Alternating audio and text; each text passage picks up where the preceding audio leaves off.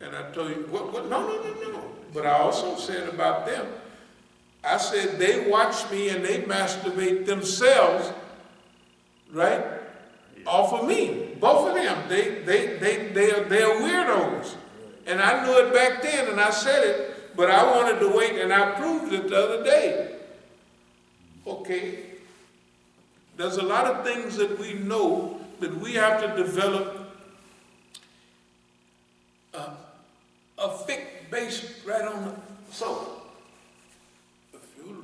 If they're watching me all the time, they won't see me praying in my house. They won't see me praying, doing nothing. They say, well, that means he don't believe in this what's the name? But it say I can pray sitting down, I can pray on the camel. I can be on the camel riding. The camel going to different record, the Kipler. I can still, right? Okay. So suppose I want to fool them.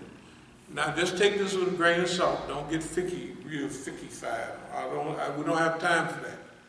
Please, do not get ficky-fied. But if I want to deceive them,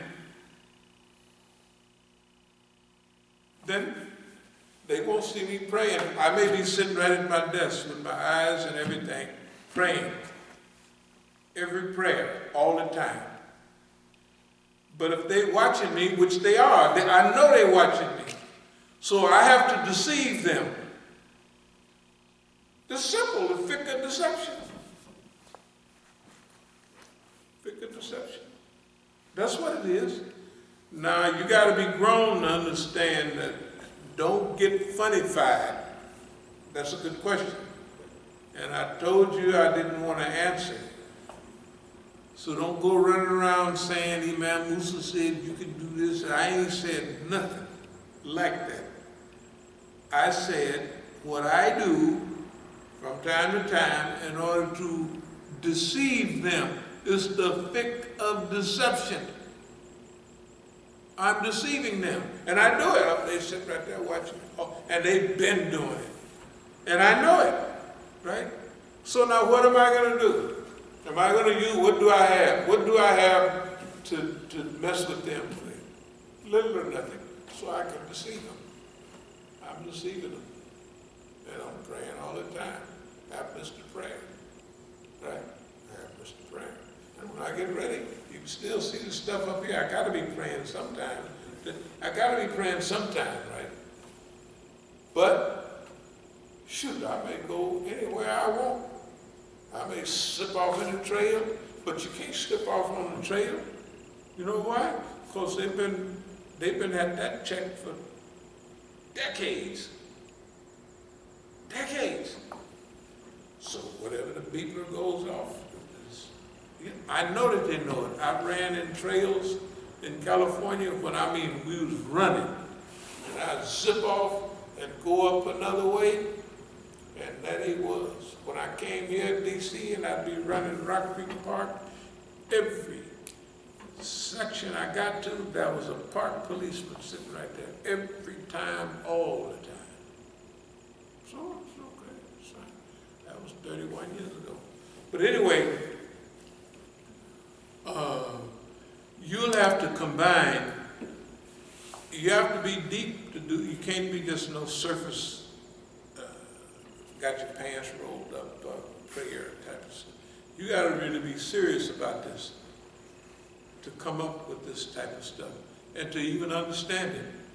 So don't go tell nobody that Imam Musa said you can use the fiqh of deception in Salah. Just keep it to yourself.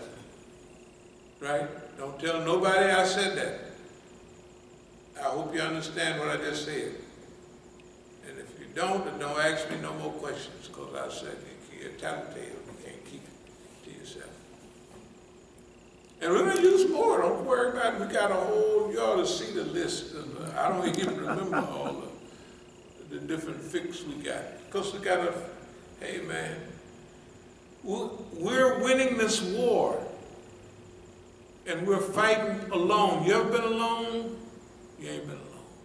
Well, I was trained alone. I went to the hole by myself. I went to exile by myself.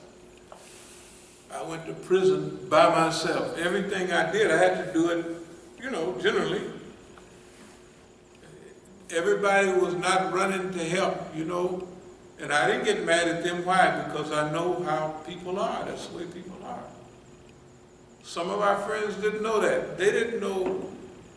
They thought that we black power, black.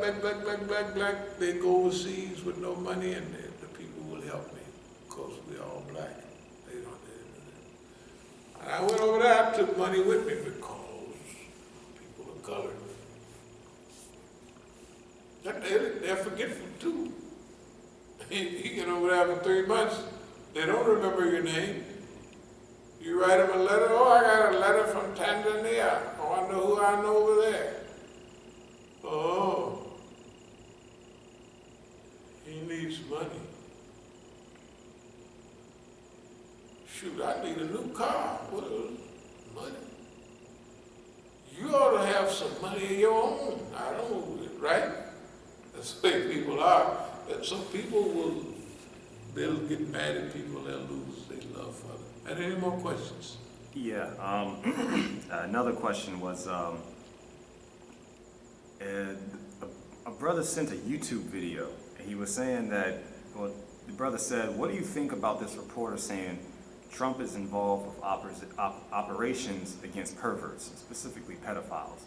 And in the YouTube video that the brother sent, it's this guy looking at videos that basically recordings of Donald Trump, just regular press conferences and stuff, and kind of reinterpreting the things that Donald Trump is saying, that he's running an operation against pedophiles, and that the virus is the pedophiles and the military is the vaccine. And the brother wanted to get your commentary on that interpretation.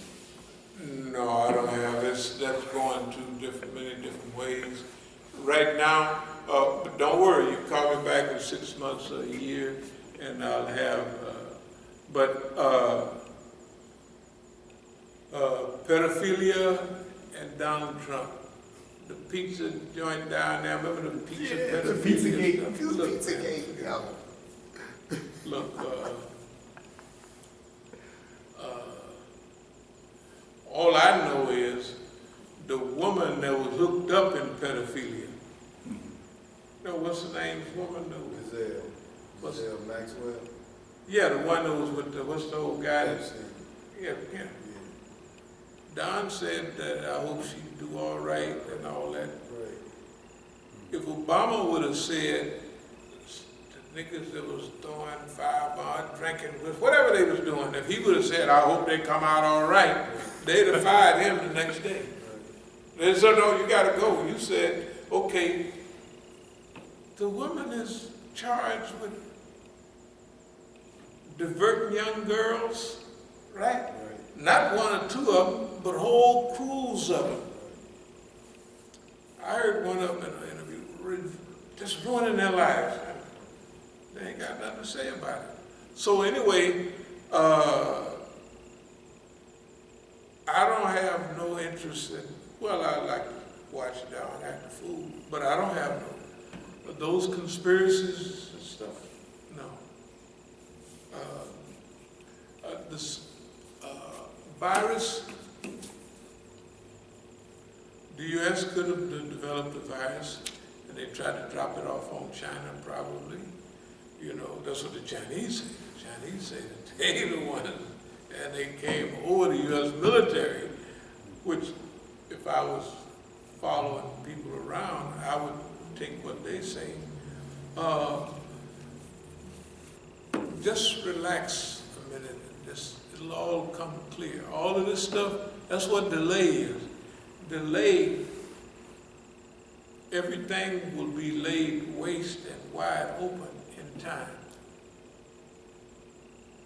But what's happening now is all the good human beings are needed to do good works fast before we all overcome by this problem that we have called the white man. I just mean the system, I don't mean white folks. We pro-white, everybody. Any more questions? Yeah, there was another one that came in on YouTube, or at least a comment. Brother asked, or I don't know if he is a brother, but they said, please speak on Imam Jamil El-Amin's current situation. Okay.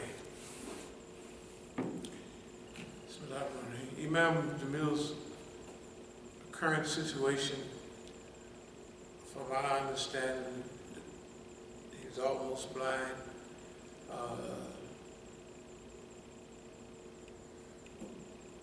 We're trying to raise, I wasn't gonna say nothing about this, but another $1 million to get him out of prison before he passes away. I heard that his community in Atlanta, this is just I heard it, wasn't there to see it, had voted him out as imam. Mm-hmm. Have voted Imam Jamil out. His community. His community. Brother Nadeem and them, the guys that's down there. They really did that? I don't know. I just heard that. They asked me to. So, the things that I'm reporting is, I'm reporting second-hand things. Okay, all right. I heard that his vision and his health was getting very bad. I heard that, but I haven't sat down and did the whole research. Now, when I heard that mean that I questioned somebody, I asked them, and I followed up a little bit on what I heard. I'm not just hearing it and saying, now here it is. But this stuff is relatively, sahih. So I heard his health was failing. That means that puts a big stress on us.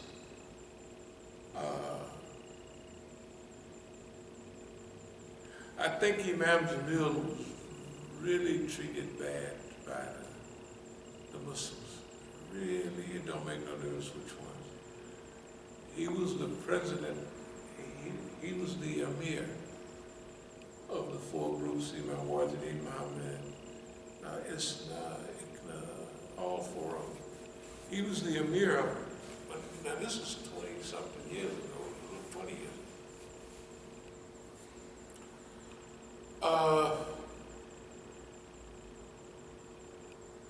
I got a little message on my thing, I don't have a phone, from some crackpot people. And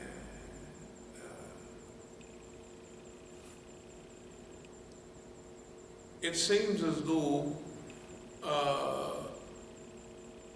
a lot of the things that happened to us was specifically about Imam Jamil. Because we were technically the only ones helping him for real. There were other people floating around. I remember the fat black man was down there in Atlanta actually, but the fat black man, anyway. That's okay, everybody,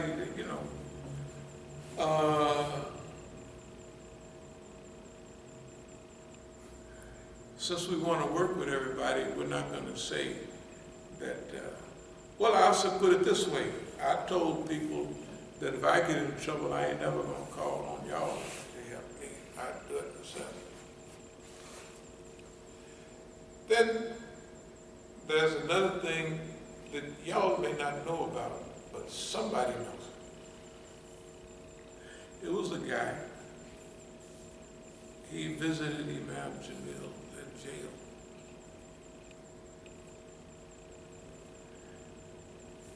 When it was over on Rice Street down in Atlanta. And what I heard was Imam Jamil told him, I want out. And the guy that he was talking to told him, okay, no problem. But he repeated, he said, and that guy was telling him, don't repeat it, you're listening. And then he elaborated just a little bit that he didn't want to deal with that stuff anymore, with being in jail.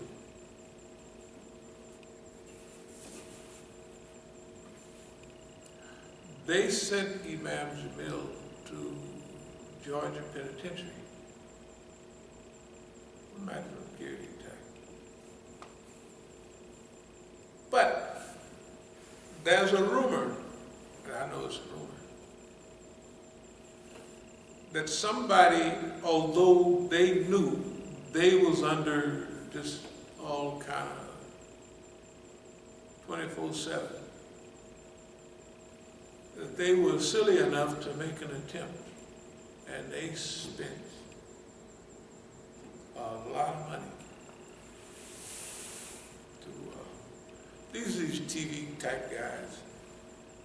This guy, the escape that he saw, that they saw, that they discussed, was, there's rules, you can't shoot at a helicopter, and back in the 70s it was a prison break by helicopter. So, this guy is one of these dreamer, oogly-boogly type guys, so he worked on putting the program together. The hell, he's in prison, so can't get out through the court, they're not going. So, this guy, man, he wasn't in no heat, he just trying to do what he could. He definitely didn't trust the court. Put some kind of package together.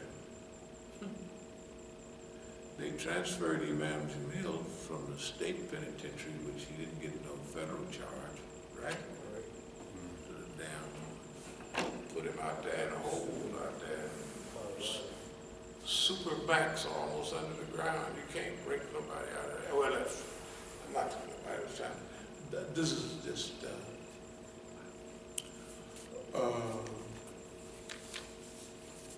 so, probably with us, it leaves us with raising enough money. Because of his health is getting bad, he's not a teenager. And then,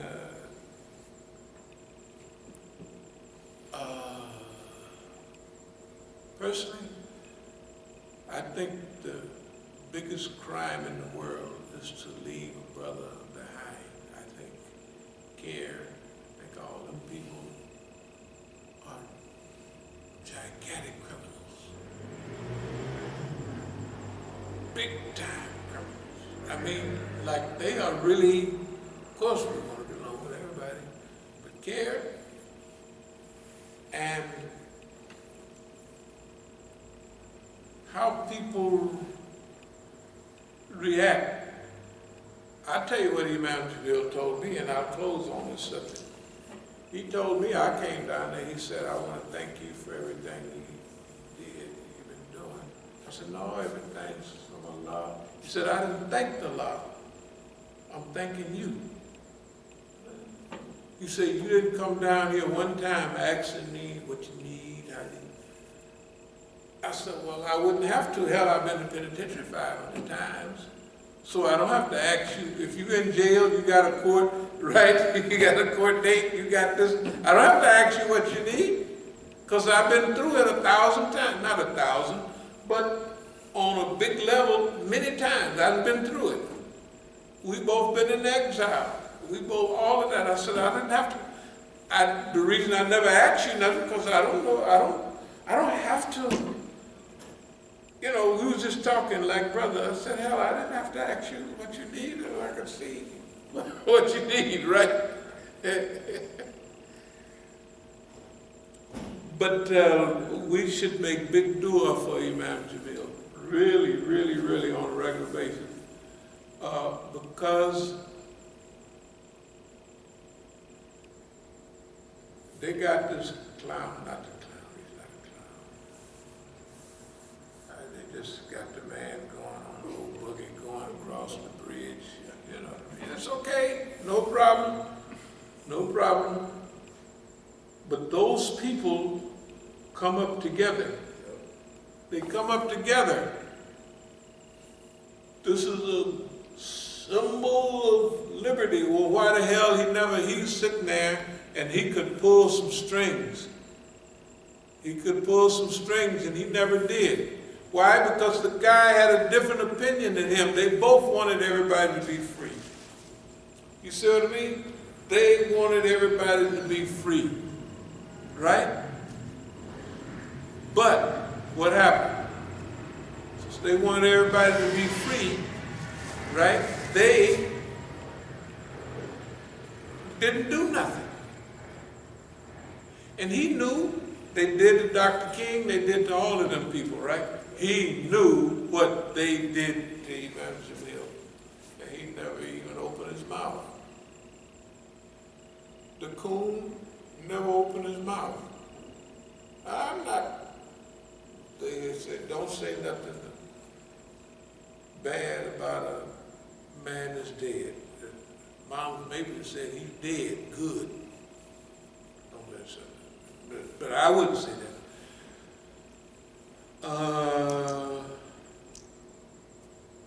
We just do what we can. All we know is when this stuff happened, we got on the road right away, raising money for Imam Jamil, and the people was not really for it that much. Our first big program, we raised $16,000 in LA, and we rented a hall and everything.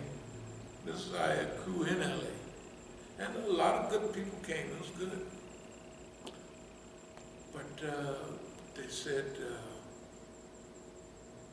well, we owe the people for the place and everything $4,000 or something.